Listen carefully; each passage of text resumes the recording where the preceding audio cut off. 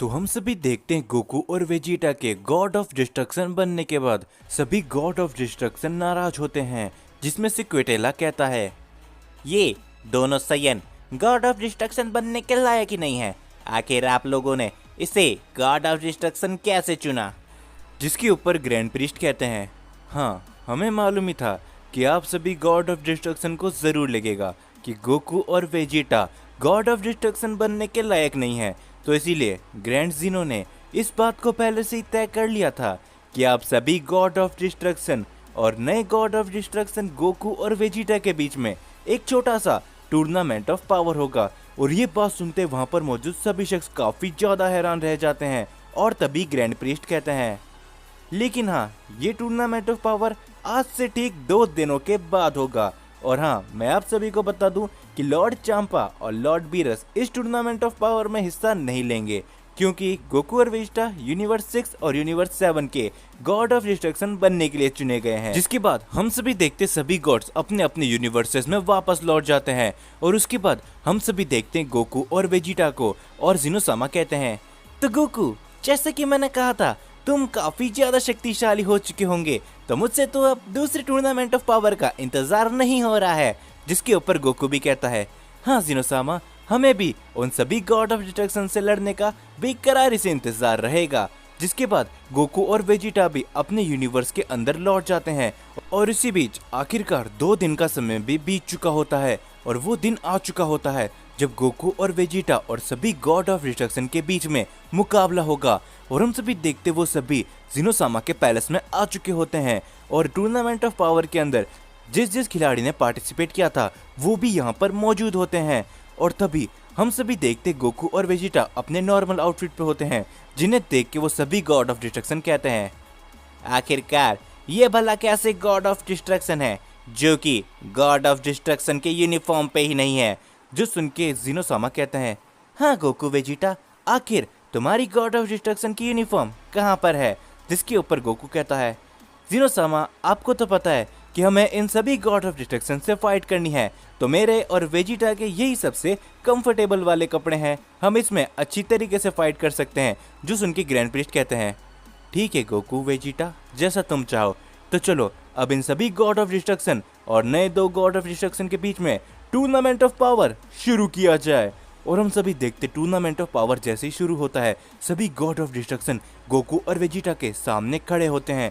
और उनमें से एक गॉड ऑफ डिस्ट्रक्शन कहता है, हे, तुम लोगों की इतनी हैसियत नहीं है कि तुम हमारा सामना कर पाओ साइंस, तो तुम्हारे पास अभी भी मौका है कि यहाँ से रिंग छोड़ के चले जाओ। जो सुन के वेजिटा को गुस्सा आ जाता है, और वेजिटा कहता है, ओ अच्छा, तो तुम्हें क्या लगता है कि हम साइंस में तुम्हें हराने का दम नहीं है? और ये बोलते ही वेजिटा अपना पावर अप करके सीधा अटैक कर देता है उस गॉड ऑफ डिस्ट्रक्शन के ऊपर, जिससे वो गॉड ऑफ डिस्ट्रक्शन काफी दूर जाके गिरता है। और ये सभी देख के सारे गॉड ऑफ डिस्ट्रक्शन काफी ज्यादा हैरान रह जाते हैं। और तभी बेलमोट कहता है, हे, हमें इन लोगों को हल्के में बिल्कुल भी लेना नहीं चाहिए। आखिरकार ये नए गॉड ऑफ डिस्ट्रक्शन बन चुके हैं, और हमने टूर्नामेंट ऑफ पावर के अंदर भी इनकी शक्तियों को महसूस किया था। और ये बोलते बेलमोट अपना अटैक करने के लिए जाता है गोकू के ऊपर, लेकिन गोकू बड़ी आसानी से अल्ट्रा इंस्टेंट फॉर्म के अंदर जाके बेलमोट के उस अटैक से बच जाता है। जो देख के बेलमोट कहता है, क्या आखिर इस मॉडल ने इतनी जल्दी अल्ट्रा इंस्टेंट को मास्टर कर लिया, वो भी इतनी आसानी से? और ये बोलती उनमें से 2 गॉड ऑफ डिस्ट्रक्शन गोकू के ऊपर अटैक करने के लिए जाते हैं, लेकिन गोकू उनके वार से बड़ी आसानी से बच के उन सभी के ऊपर एक कामेहामेहा अटैक करता है, जिससे वहीं पर 2 गॉड ऑफ डिस्ट्रक्शन को काफी ज्यादा चोटें लगती है। और ये सब देख के वहाँ के सारे लोग काफी ज्यादा हैरान रहते हैं। और तभी बीरस कहता है, क्या आखिर सच में गोकू और वेजिटा की पावर पहले से कई गुना ज्यादा बढ़ चुकी है? मुझे तो अभी भी यकीन नहीं होता कि ये वही गोकू और वेजिटा है। जिसके ऊपर टोपो भी कहता है, हे जिरिन, क्या तुम ये देख रहे हो? उस गोकू की शक्तियाँ सच में काफी ज्यादा बढ़ चुकी है। जिसके ऊपर जिरिन भी कहता है, हाँ टोपो, मैं ये सब देख रहा हूँ, लेकिन मैं वादा करता हूँ कि एक दिन मैं वापस से गोकू को सरपास जरूर करके रहूंगा। जिसके बाद हम सभी देखते वापस से उन सभी गॉड ऑफ डिस्ट्रक्शन और गोकू वेजिटा के बीच में फाइट होने लगती है। लेकिन इस बार वेजिटा अपना काफी ज्यादा पावर अप करने लगता है, जो देख के वहाँ पर मौजूद सारे गॉड ऑफ डिस्ट्रक्शन हैरान रह जाते हैं। और तभी वेजिटा अपनी एक न्यू फॉर्म पे ट्रांसफॉर्म हो जाता है जो कि होती है अल्ट्रा ईगो, जिसे देखने के बाद बेलमोट कहता है, क्या आखिर ये कैसे हो सकता है? इन दोनों साइंस ने अल्ट्रा इंस्टिंक्ट और अल्ट्रा ईगो जैसी पावर को आखिर इतनी आसानी से कैसे हासिल कर लिया? जो सुन के वेजिटा कहता है, हे, आखिर तुम लोगों ने हम साइंस को समझ के क्या रखा था डिस्ट्रॉयर्स? तो अब वक्त आ चुका है कि हम साइंस तुम्हें अपनी असली ताकत दिखाए। तो तुम तैयार हो के कराट? और हम सभी देखते गोकू अपना पावर अप करके सीधा मास्टर अल्ट्रा इंस्टेंट फॉर्म पे चले जाता है और गोकू और वेजिटा उन सभी गॉड ऑफ डिस्ट्रक्शन के ऊपर अटैक कर देते हैं। और इस बात उन सभी के बीच में काफी बड़ी फाइट चलने लगती है, जिससे वहां पर काफी ज्यादा बड़े धमाके होने लगते हैं। और तभी अचानक से वेजिटा गायब होके बेलमोट के पीछे आ जाता है और वेजिटा कहता है, अब इसे खत्म करने का समय आ गया। और वेजिटा बेलमोट के ऊपर एक अटैक करता है जिससे बेलमोट काफी दूर जाके गिरता है। और ये सभी देख के सारे गॉड ऑफ डिस्ट्रक्शन काफी ज्यादा हैरानी में होते हैं कि इतने कम समय में गोकू और वेजिटा ने आखिर इतनी सारी पावर कैसे हासिल कर ली। और तभी उनमें से एक गॉड ऑफ डिस्ट्रक्शन कहता है, अगर हमें इन दोनों साइंस को हराना है तो हमें एक साथ मिलकर दोनों साइंस के ऊपर अटैक करना पड़ेगा, लेकिन उससे पहले हमें एक साइंस को टारगेट करना पड़ेगा। और ये सुनते ही सारे गॉड ऑफ डिस्ट्रक्शन एकदम तैयार होके सबसे पहले वेजिटा के ऊपर अटैक करने जाते हैं। और वेजिटा को वो काफी जोर का अटैक लगता है जिससे वेजिटा काफी दूर जाके गिरता है। दूसरी तरफ जैसे ही वो गोकू के ऊपर अटैक करने के लिए जाते हैं, लेकिन गोकू वहां से पहले ही गायब हो चुका होता है। और गोकू अपनी मास्टर अल्ट्रा इंस्टेंट पे एक काफी पावरफुल कामेहामेहा अटैक उन सभी गॉड ऑफ डिस्ट्रक्शन की तरफ करता है, जिस एक अटैक से काफी सारे गॉड ऑफ डिस्ट्रक्शन को काफी ज्यादा तकलीफ पहुंची होती है। और वेजिटा कहता है, हे कैकराट, तुम ये मेरे बिना अकेले बिल्कुल भी नहीं कर सकते।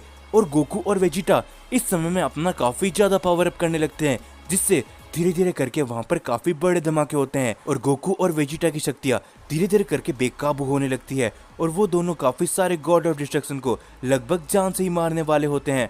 और वो सारे गॉड ऑफ डिस्ट्रक्शन भी इस समय में काफी ज्यादा गुस्से में आके गोकू और वेजिटा की तरफ अपनी फुल पावर में कंबाइन अटैक करते हैं। लेकिन तभी हम सभी देखते बीच में ग्रैंड प्रिस्ट आके इस टूर्नामेंट को रोक देते हैं और वो कहते हैं, बस बहुत हो गया, लगता है कि आप सभी गॉड ऑफ डिस्ट्रक्शन गोकू और वेजिटा से अच्छे खासे नाराज हो, लेकिन अगर आप सभी ऐसे लड़ते गए तो या तो आप सभी गॉड ऑफ डिस्ट्रक्शन मारे जाएंगे या फिर गोकू और वेजिटा।